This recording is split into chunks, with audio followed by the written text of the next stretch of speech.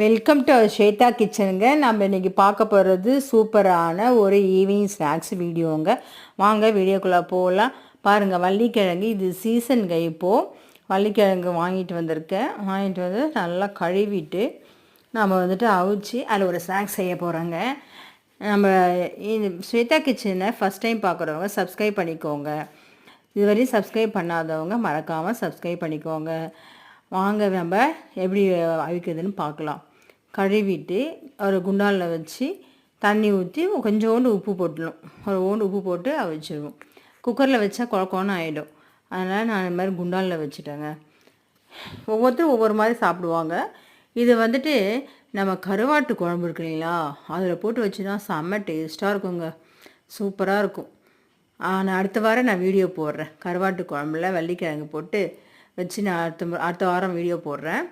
இன்றைக்கி வந்துட்டு நம்ம ஸ்நாக்ஸ் தான் செய்ய போகிறோம். அப்புறம் வந்துட்டு அப்படியே அவிச்சு சர்க்கரை தொட்டு சாப்பிட்லாம். அப்படின்னா நான் வந்துட்டு இப்போ சர்க்கரை போட்டு பிசைஞ்சு உருண்டை பிடிச்சி தாங்க உங்களுக்கு காமிக்க போகிறேன். இது ஈவினிங் ஸ்நாக்ஸ். பசங்களை சாப்பிட்லாம், பல்லு இல்லாதவங்க சாப்பிட்லாம், குட்டி பிள்ளைங்களாம் சாப்பிட்லாங்க. இது ஒன்றும் பிரச்சனை, சீசனபிள் இது தாங்க இது.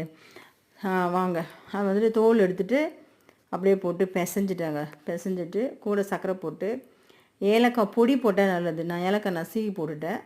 பொடி போட்டுட்டு அப்படியே நம்ம பிசைஞ்சிக்கணுங்க. பிசைஞ்சு உருண்டை பிடிச்சி பசங்களுக்கு கொடுத்தா சூப்பராக சாப்பிடுவாங்க.